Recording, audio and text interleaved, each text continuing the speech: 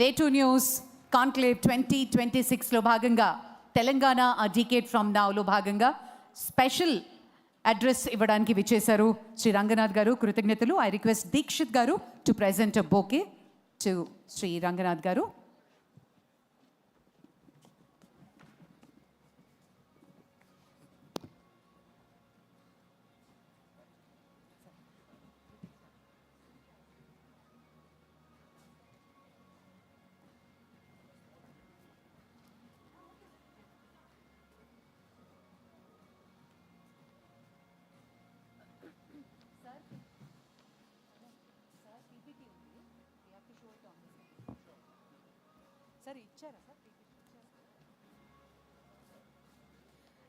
Dikshit Garu, bouquet andistunnaru. Thank you, sir. Thank you very much for joining us. And I also invite our moderator, Surya Garu, to please take over. Hydra blueprint for the next decade. Ladies and gentlemen, very, very interesting topic. I request all of you to please take your seats, settle down. Thank you very much. Over to Surya.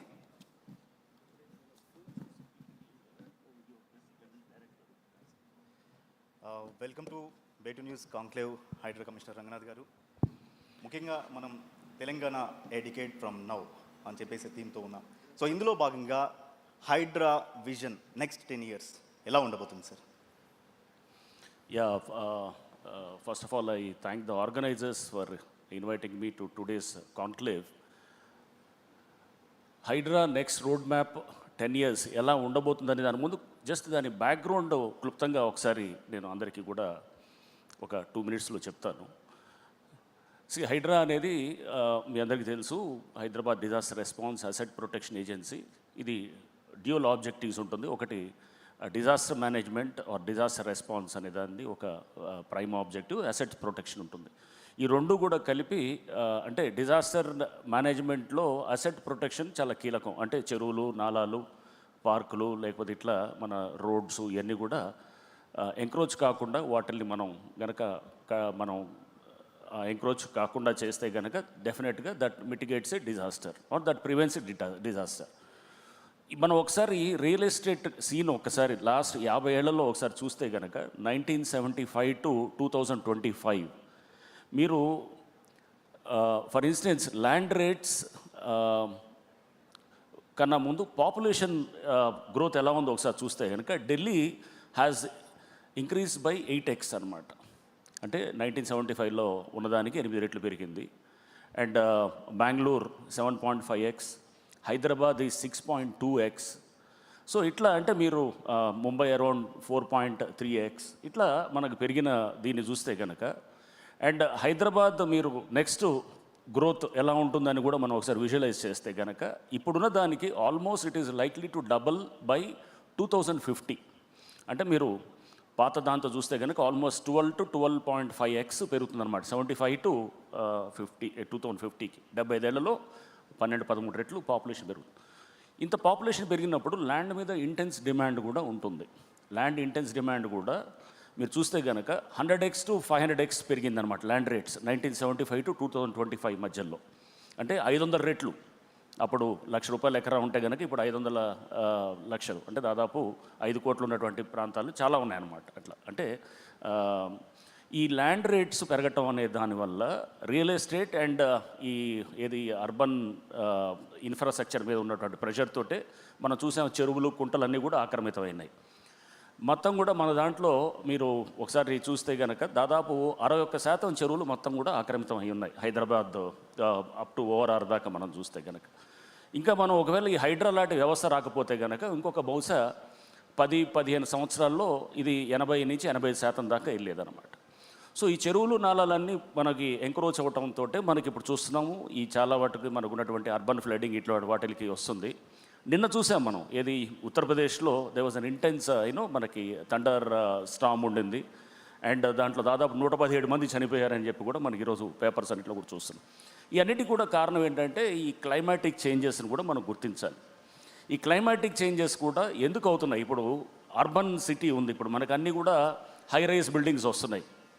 High rise buildings చాలా చోట్ల కూడా మనకి ఈ ఏది high rise buildings వచ్చినప్పుడు కాంక్రీటైజేషన్ కాంక్రీటైజేషన్ విపరీతంగా పెరుగుతుంది అనమాట. అంటే అంత రోడ్డు అంత మొత్తం ఎక్కడ చూసినా కాంక్రీటే ఉంటుంది.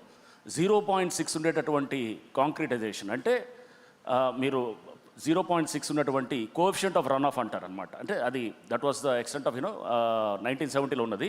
ఇప్పుడు 0.98 అంటే 100 లీటర్ల వర్షం పడితే 2 లీటర్లే ఇంకుతుంది అనమాట దీంట్లో గ్రౌండ్లోకి. గతంలో దాదాపు 40 లీటర్లు మనకి ఇంకేటటువంటి పరిస్థితి ఉండేటువంటిది. ఇప్పుడు ద ఎక్స్టెంట్ ఆఫ్ కాంక్రీటైజేషన్ అంటే కోఎఫిషియంట్ ఆఫ్ రన్ ఆఫ్ అంత ఉందన్నమాట. సో మీ గ్రౌండ్ వాటర్ డిప్లీషన్ ఉంటుంది, నీరు దొరకదు, వరదలు వస్తాయి, ఇంటెన్స్ వెదర్ చేంజెస్ కూడా మీకు షార్ట్ ఇంటెన్స్ వెదర్ ఈవెంట్స్ అనేది ఇప్పుడు చాలా ఫ్రీక్వెంట్ అయిపోయినాయి అనమాట. అంటే మీరు చూస్తున్నారు, నిన్న చూసారు థండర్ స్టార్మ్స్ వచ్చి ఒకేసారి అది వెస్టర్న్ డిస్టర్బెన్సెస్ తోటి ఇంపాక్ట్ తోటి మొత్తం అంటే ఎక్కడ చూసినా గ్రీనరీ లేదు, లేకపోతే చెరువులు లేవు, లేకపోతే మనకు ఉన్నటువంటి ఈ గ్రీన్ అండ్ బ్లూ ఇన్ఫ్రాస్ట్రక్చర్ అంతా కూడా మొత్తం కూచించుకుపోయిందన్నమాట.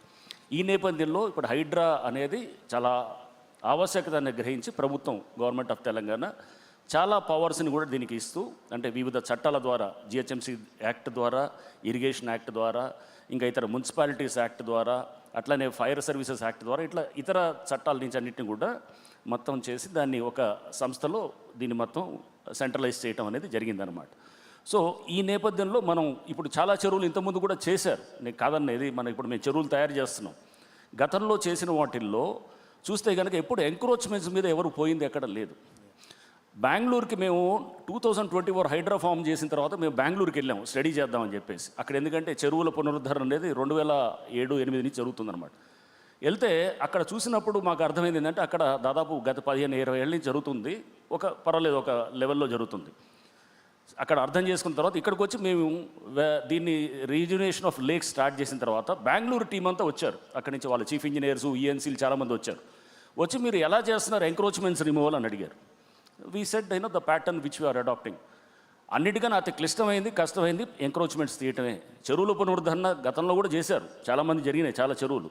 కానీ ఏంటంటే ఎంక్రోచ్మెంట్స్ తీయకుండా సపోజ్ 5 ఎకరాలే ఉందనుకోండి, 10 ఎకరాలు 15 ఎకరాలు ఎంక్రోచ్మెంట్స్ ఉంటాయి కనుక దాన్ని వదిలేసి 5 ఎకరాలని తీయటం, లేకపోతే ఒక చిన్న కట్టలాంటి తయారు చేసి మిగతా ఉన్నటువంటి శిఖం పట్టాలన్నింటినీ కూడా లీగలైజ్ చేయటం, ఇట్లా రకరకాల పద్ధతులు జరిగాయి అన్నమాట.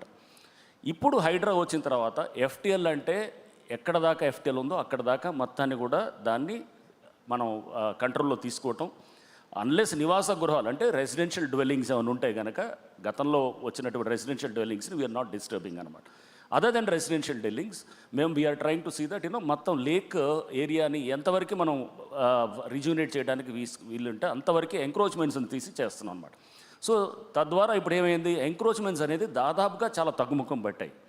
ఎన్ఆర్ఎస్సి నుంచి ఇచ్చినటువంటి డేటాతోటి మాకు మళ్ళా ఒక 1 year తర్వాత వాళ్ళు ఇచ్చింది ఏంటంటే మనకి గతంలో జరుగుతున్నటువంటి ఎంక్రోచ్మెంట్ ఏదైతే జరుగుతుందో వాటర్ బాడీస్ చుట్టూ గణనీయంగా తగ్గిపోయిందని చెప్పేసి ఎన్ఆర్ఎస్సి నుంచి ఇచ్చినటువంటి రిపోర్ట్ కూడా మనకి సపోర్ట్ చేస్తుంది అనమాట, నేషనల్ రిపోర్ట్ స్టాటిస్టిక్స్ సెంటర్.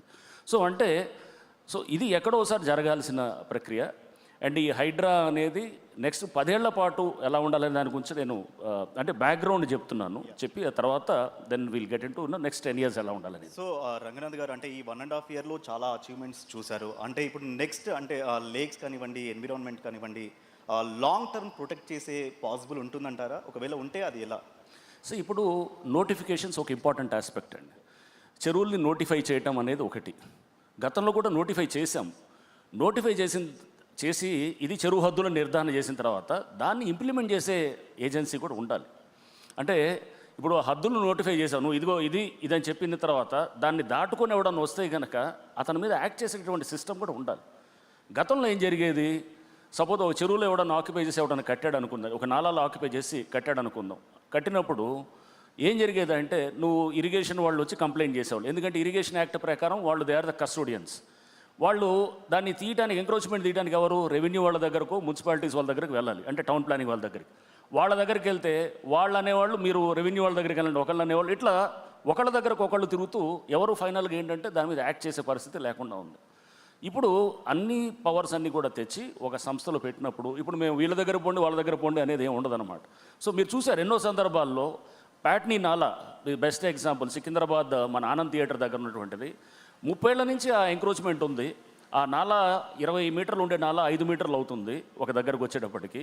దానివల్ల పైన 27 కాలనీలు ముంపుకు గురవుతున్నాయి. మోర్ దెన్ 1,50,000 మంది దానివల్ల సఫర్ అవుతున్నారు. బట్ ఏంటంటే ఎవడు nobody is trying to bell the cat. పిల్లి గంట కట్టేది అనేది ఏ సంస్థ జరగట్ల. The minute Hydraa came to know about this, within 1 day, less than 24 hours building was raised to ground and చేసి దాని తర్వాత అక్కడ వైడనింగ్ చేశారు. చేయడంతో ఇప్పుడు చాలా ప్రాంతాలు అంటే ఇలాంటి ఎగ్జాంపుల్స్ కోకొల్లలు ఉన్నాయన్నమాట. సో మనం ఒక సంస్థకి పవర్స్ ఇచ్చి ఆ సంస్థకి కనుక ఇనిషియల్గా హికప్స్ ఉంటాయి, డెఫినెట్గా there was lot of resistance, public కూడా క్లియర్గా అర్థం కాలేదు. రియల్ ఎస్టేట్ అంతా కూడా దీని ద్వారా ఏది ఇంపాక్ట్ అవుతుంది అనేటటువంటిది ఒక నెరేటివ్ కూడా డెవలప్ అయింది. సో ఆ లెక్కన హైదరాబాద్ బయట కూడా రియల్ ఎస్టేట్ పరిస్థితులు, కంట్రీ వైడ్ పరిస్థితులు కూడా మనం తీసుకుంటే కనుక చాలా చోట్ల కూడా రియల్ ఎస్టేట్ ఇంపాక్ట్ అయింది. సో ఇవన్నీ ఎవరికి వాళ్ళు ఎవరైతే వెస్టెడ్ ఇంట్రెస్ట్లు ఉన్నారో అటువంటి వాళ్ళందరూ కూడా హైడ్రా మీద దాడి అనేది జరగటం ఇదంతా కూడా జరుగుతున్నది. సో ఒక కొత్త చేంజ్ వచ్చినప్పుడు this always resistance to change. So దాన్ని we could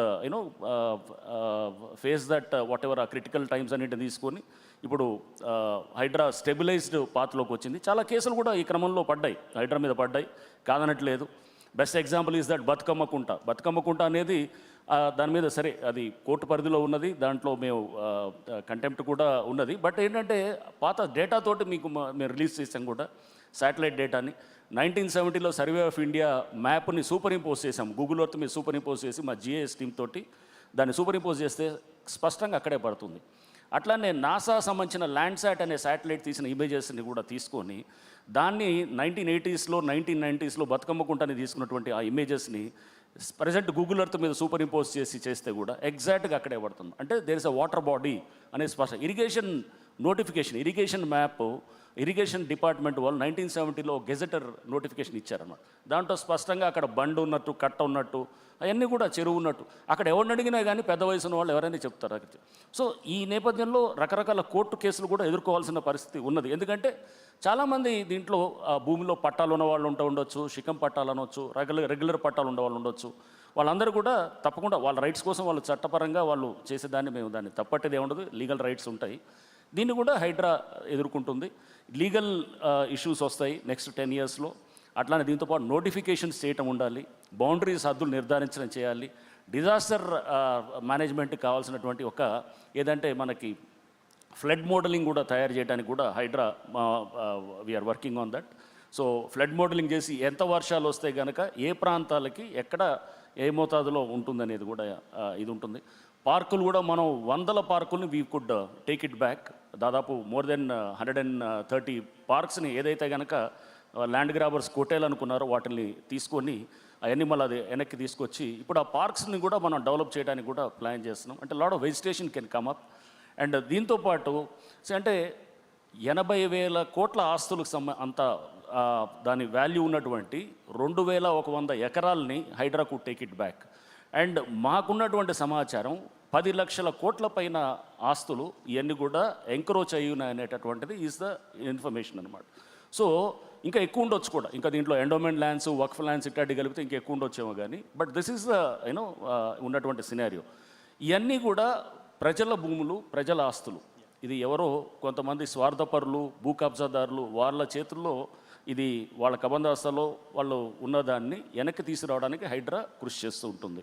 so this is the long term. ఇది నోటిఫై చేయాలి, నోటిఫై చేసిన ఊరినే రూల్స్ నోటిఫై చేయడం కాదు, దాన్ని ఇంప్లిమెంట్ చేయాలి, గ్రౌండ్ మీద ఇంప్లిమెంట్ చేసి దానికి కావాల్సిన పవర్స్ని తీసుకోవాలి. సో లేక్స్ని రిజ్యూనేట్ చేయాలి. ఎన్ని లేక్స్ మీరు జస్ట్ ఇమాజిన్, మీరు 1300 లేక్స్ ఉన్నాయి హైదరాబాద్లో, 1360 లేక్స్, ఇది క్యూర్ రీజియన్ దాకా, అంటే ఔటర్ రింగ్ రోడ్ దాకా. ఈ 1360లో ఓన్లీ 700 అండ్ ఆర్డ్ చెరువులే నోటిఫై అయినాయి అనమాట. అంటే ఆన్ రికార్డ్ వచ్చినాయి. 600 చెరువులు అసలు రికార్డు మీదే లేవు.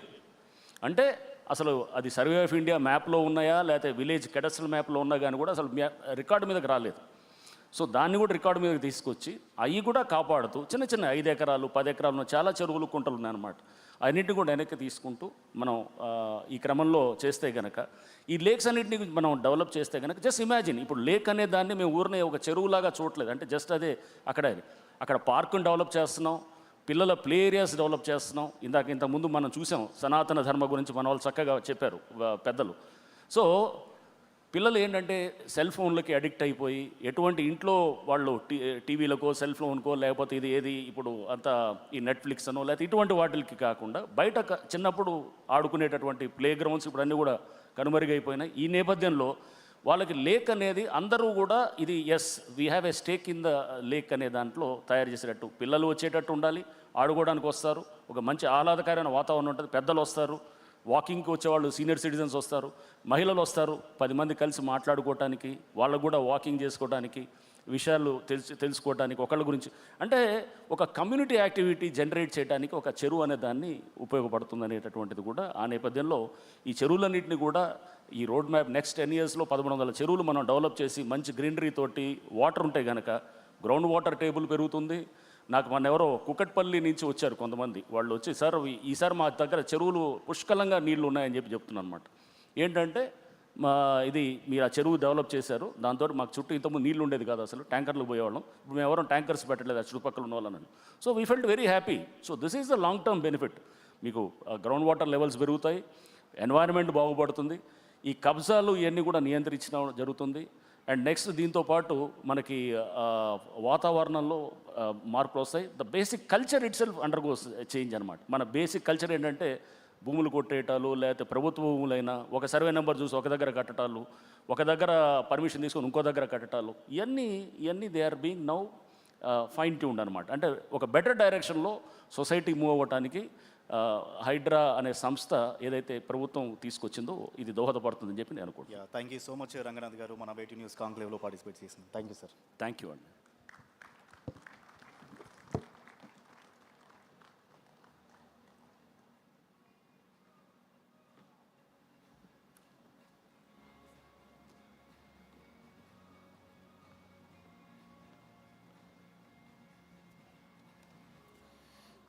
Thank you, sir. Thank you very much. Hydra blueprint for the next